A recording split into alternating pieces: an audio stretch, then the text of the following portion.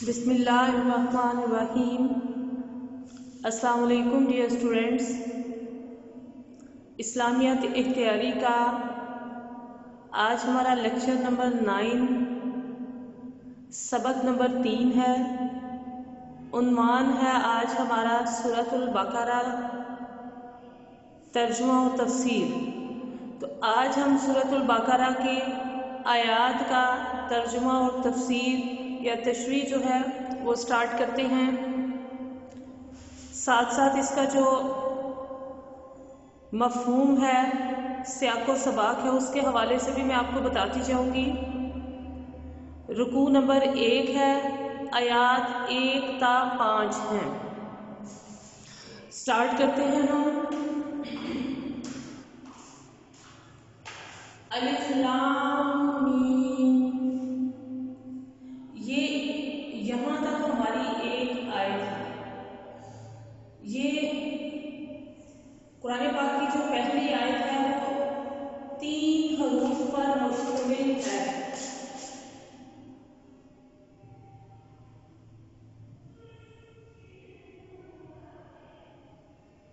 یہ آیت نمبر 1 ہے بچوں۔ یہ اس کا ترجمہ جب ہم کرتے ہیں تو وہ اس طرح لکھیں گے۔ تو بچوں فرینڈس، یہ حروف مقطعات ہیں۔ قرآن پاک میں بہت سے مقامات پر اور بہت سی صورتیں ایسی ہیں، خاص طور پر مکی صورتیں، جن کا آغاز حروف مقطعات سے ہوتا ہے۔ حروف مقطعات جو ہیں وہ لکھنے میں تو اکٹھے ہیں، لیکن پڑھنے میں جو ہے یہ الگ الگ پڑھے جاتے ہیں۔ جیسے بہت سی صورتیں قرآن پاک کی سٹارٹ ہوتی ہیں الف لام میم، ہا میم، یاسین، قاف، صاد۔ تو یہ حروف مقطعات ہیں۔ مقطعات لفظ جو ہے وہ قطع سے ہے، جس کا مطلب ہے کاٹنا۔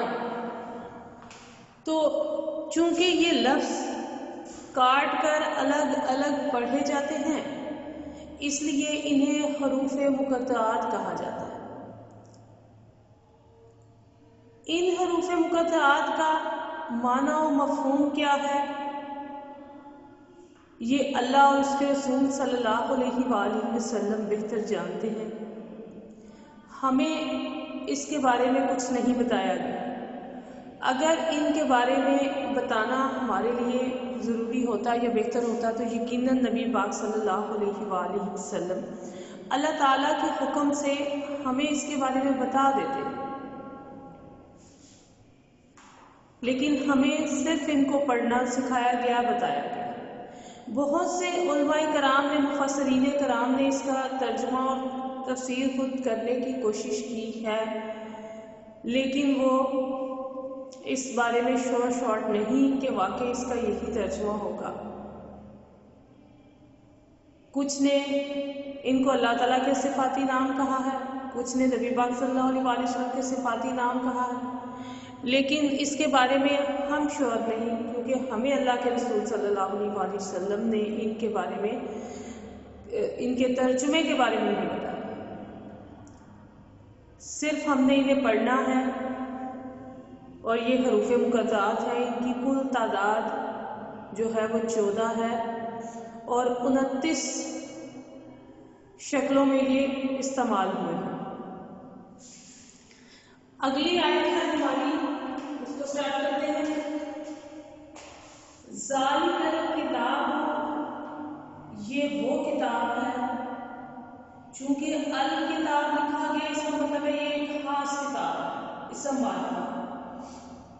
لا کہ نہیں ہے، ریبہ کوئی شک، فی میں ہی اس، یعنی یہ وہ کتاب ہے کہ جس میں کوئی شک و شبہ نہیں۔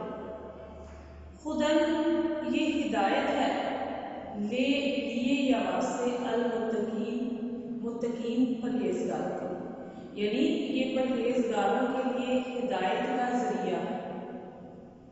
الذین، وہ لوگ کہ جو یؤمنون، ایمان لاتے ہیں یا ایمان رکھتے ہیں، بالغیب، غیب پر، ویقیمون، اور وہ قائم کرتے ہیں الصلاۃ، نماز، یعنی وہ لوگ کہ جو غیب پر ایمان رکھتے ہیں اور نماز قائم کرتے ہیں، ومما، اور اس میں سے کہ جو رزق نہ ہم نے انہیں، تو ہم نے جو انہیں رزق دیا ہے، ينفقون، اس میں سے خرچ کرتے ہیں، یعنی نماز قائم کرتے ہیں اور جو رزق ہم نے انہیں حلال اور پاک دیا اس میں سے خرچ کرتے ہیں۔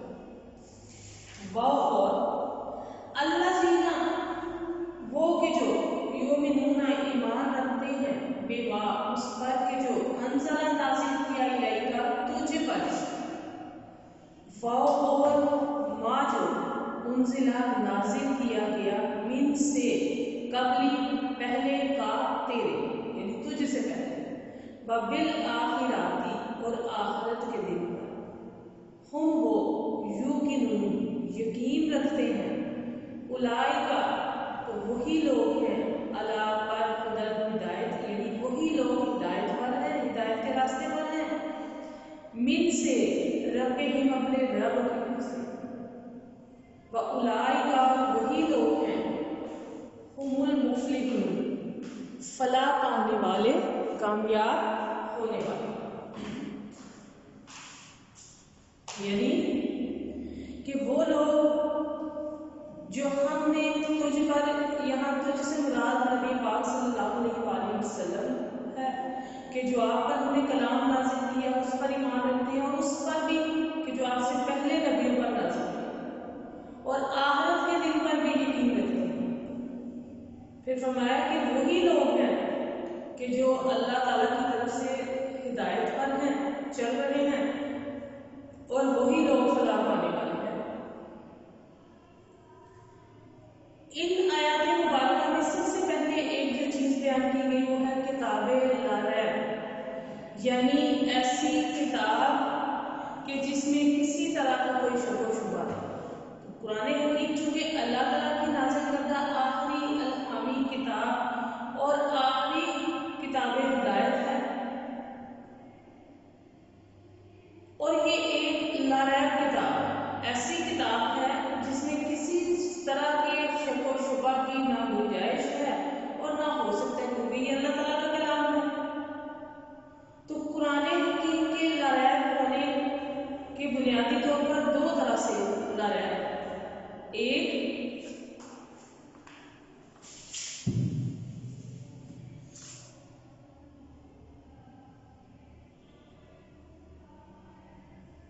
منزل من اللہ، نمبر دو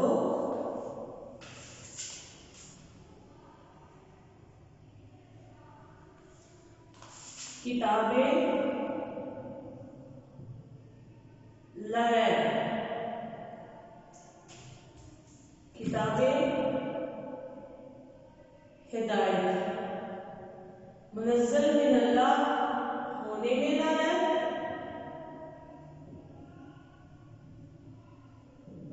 اور کتابیں ہدایت ہونے میں لا ریب۔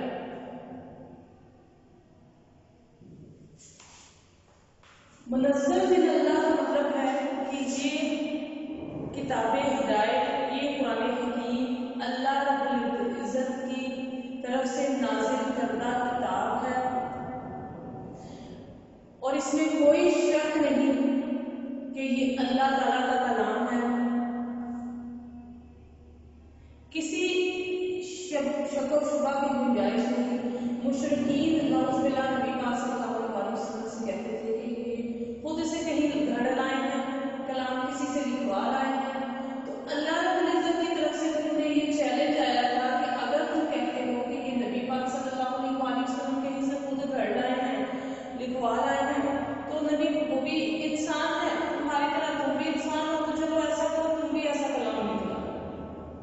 یہ ایسا کلام نہیں تو چند صورتیں نہیں تو چند آیات بھی لکھ لاؤ. تو وہ چیلنج آج 1450 سال گزرنے کے باوجود موجود ہے. نہ کبھی کوئی ویسا کلام لکھ سکا، نہ کوئی لکھ سکے گا. اس کی ریزن یہی ہے کہ یہ کسی انسان کا کلام نہیں ہے بلکہ اللہ تعالیٰ کا کلام ہے اور اللہ تعالیٰ کی طرف سے ہی نازل ہے. تو اس میں یہ اس چیز کا ثبوت ہے کہ یہ کسی انسان نے نہیں لکھا بلکہ اللہ تعالیٰ نے لکھا. اللہ تعالیٰ کی طرف سے یہ نازل ہوا. پھر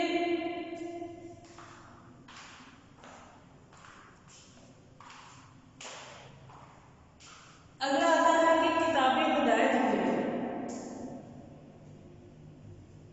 تو اس سے مراد یہ ہے کہ اس بات میں کوئی شک نہیں ہے کہ قرآن کریم انسانیت کو ہدایت دیتا ہے اور سیدھی راہ پر چلاتا ہے. جو اس کو پڑھے گا، سمجھے گا، اس کے احکامات پر عمل پیرا ہوگا تو یقیناً وہ سیدھی راہ پر ہوگا. وہ دنیا میں بھی فلاح پائے گا اور آخرت میں بھی فلاح پائے گا. اگر ہم پیچھے جائیں، تاریخ کو دیکھیں تو اس دور کے عالمی حالات پر ایک نظر کریں جس دور میں قرآن پاک نازل ہوا تھا،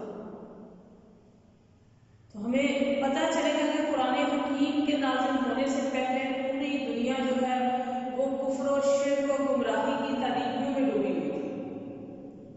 دنیا کے ہر مذہب میں شرک شامل ہو چکا تھا. یہودی، عیسائی اور سب جو ہیں وہ شرک میں مبتلا ہو چکے تھے.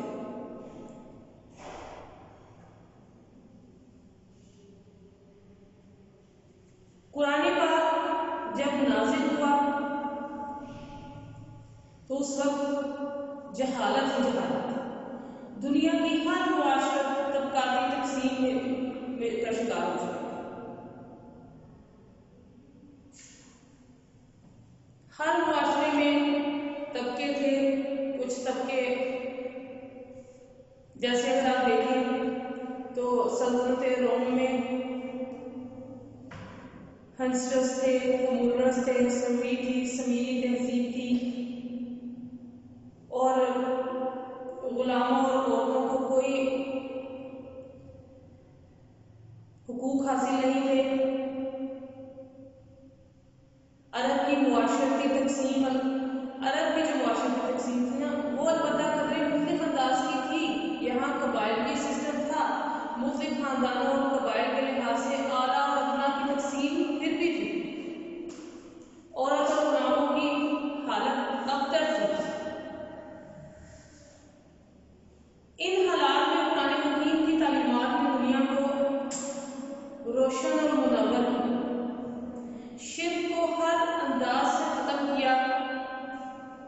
توحید نے شرک کو ملیامت کر دیا. طبقاتی تقسیم کی جگہ قرآن نے درس مساوات دیا. عورت، ماں، بہن، بیٹی اور بیوی کی حیثیت سے حقوق دلوائے اور جہالت کی تاریکیوں میں ڈوبے ہوئے لوگوں کے دلوں کو منور کیا، ان کی زندگیوں کو روشن کر دیا. تو یہ قرآن حکیم کی ہدایت ہونے کا ثبوت ہے.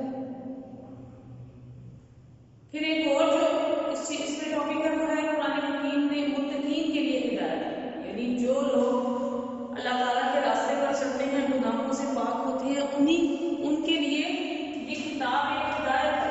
جو اللہ کے راستے پر چلنا چاہتے ہیں، وہ چاہتے ہیں کہ ہم اللہ تعالیٰ کے پسندیدہ بندے بنے، اللہ تعالیٰ کے احکامات پر عمل پیرا ہوں، تو ان کے لیے، اور وہ اس ہدایت کے راستے پر چلنا چاہتے ہیں تو قرآن حکیم انہیں اس راستے کی رہنمائی کرتا ہے جس راستے پر چل کر وہ اللہ تعالیٰ کے پسندیدہ بندے بنیں گے.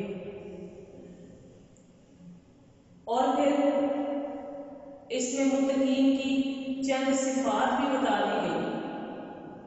وہ کیا ہے کہ متقین جو ہیں وہ غیب پر ایمان رکھتے ہیں، متقین نماز قائم کرتے ہیں اور اللہ کے دیے ہوئے رزق میں سے اللہ کی راہ میں خرچ کرتے ہیں. مال سے محبت نہیں کرتے بلکہ اسے اللہ کی طرف سے عطا کردہ سمجھ کر اللہ کی راہ میں خرچ کرتے ہیں. پھر متقین نبی پاک صلی اللہ علیہ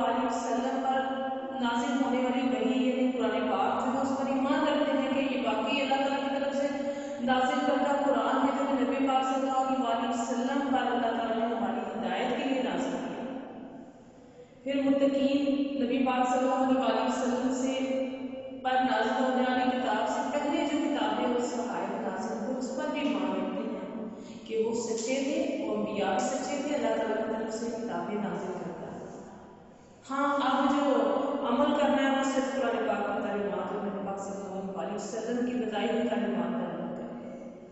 پھر وہ آخرت کے دن پر یقین رکھتے ہیں کہ یہ دنیا فانی ہے، ایک دن یہ فنا ہو جانی ہے، زندگی ختم ہونی ہے، اللہ کے سامنے حاضر ہونا ہے، اعمال کا حساب کتاب دینا ہے اور آخرت کی زندگی شروع ہو جانی ہے۔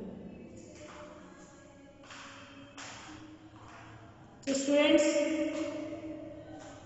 آج ہم نے آیات 1 تا 5 پڑھی۔